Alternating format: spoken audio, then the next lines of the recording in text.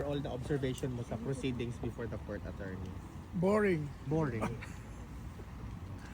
Boring kasi yung prosecution, inuulit niya lang yung mga narrative nila na based on hearsay, Mm. based on allegations unproven, Mm. based on many things na sa tingin ko, imahinasyon lang nila, imagination lang nila yun. Yung kabilang panig naman, attorney, sinasabi nila na may laban daw talaga yung kaso, ganito, ganyan. Kaya nga, may based on in their imagination kaya may laban sila. But considering na yung ICC pinagpipilitan na litisin si Presidente Duterte kahit wala itong jurisdiction, hindi ako magtataka na may laban nga sila. Ibig sabihin, mukhang tutuluyan ng ICC itong si dating Presidente Duterte. But hopefully hindi na tayo makarating doon dahil yung trial naman abuti ng malung taon yan eh. By that time, Presidente na si Sara. Inday. Inday Sara. So, attorney, you think it's highly irregular for the court to have this confirmation of charges hearing? Of course, kasi unang-una, wala silang jurisdiction. Pangalawa, yung issue ng jurisdiction, nasa appeals court pa. Yes. Wala pa, it has not been resolved with finality. So, bakit kayo nagbibista na?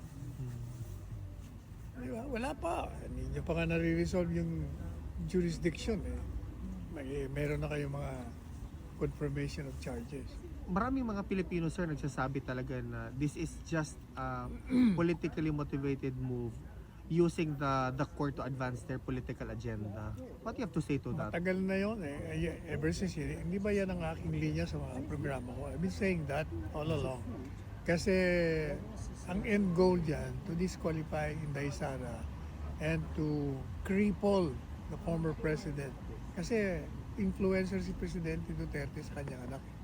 Malaki ang following niya hanggang ngayon. Kaya kailangan talagang i-obliterate ng mga Duterte. Kaya yung impeachment, yung pagkakulong ni Presidente Duterte, that's part of the overall plan of the anti-Duterte forces to remain in power. Kailangan ma-eliminate sila. Attorney Sal, how about at the end of the confirmation of charges hearing, yung Filipino legal team ay nandito naman to observe the entire proceedings. What will happen, sir, after that? Wala, kami nandito para apart from to give moral support dahil mga kaibigan namin personal si Presidente Duterte at dati niya kaming kasama sa kanyang kabinete.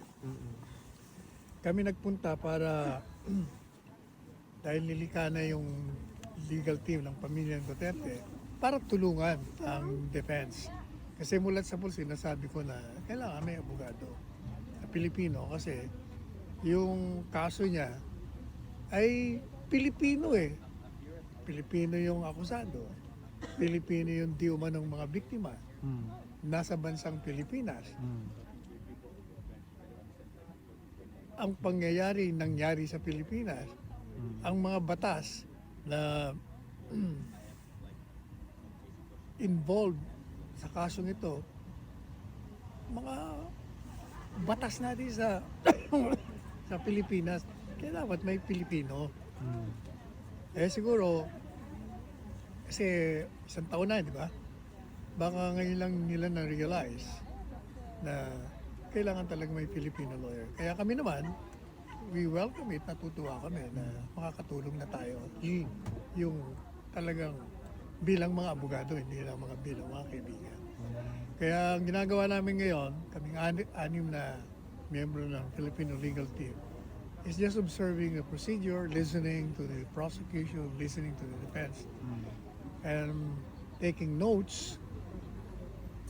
At mamayang gabi, 6:30, magmi-meeting kami with Attorney Kaufman.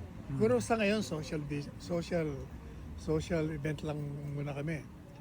Getting to know each other. And after the 4-day hearing, uupo na kaming formal at i-discuss na namin kung ano ba, kumusta ba ang takbo ng depensa, ano pa bang isyong pwedeng ilatag, kung pwedeng mag-focus muna tayo sa jurisdiction, pukpukin natin ang pukpukin para matigil na itong ginagawang paglilitis prematurely. It has to resolve with finality of jurisdiction. Yan ang gagawin ng mga abogado. So are you saying, sir, that there will be a collaboration between the Filipino lawyers? O definitely, kasi kung meron ng abogadong mga Pilipino, kailangan talaga magkaroon na ng combined forces. And you will be recognized by the ICC to be part of the defense? Magpapa-credit kami. Ah, There is a process for that para pwede na rin kaming magsalita during the hearing kung magkaroon na ng formal trial. Attorney, is there something na the Filipino people following the proceeding needs to what to expect rather from the collaboration of the lawyers? Well, ang aking mensahe sa kanila ay hope for the best and expect the worst. Do you have a message, sir, sa mga sumusuporta at sumusubaybay sa Yun na nga. proceedings? That's Yun na my yun. message. Okay. Thank you, attorney. Mabuhay Hope ka. for the best and expect the worst. At manatili kayong naninindigan laban sa ginawang kalupitan sa Pangulong Duterte at tuloy nyo ang inyong suporta sapagkat nakakarating kay Presidente Duterte ang suporta ninyo kahit hindi kayo nakikita at hindi kayo nakikita. Maraming salamat, attorney. Thank you. Mabuhay ka.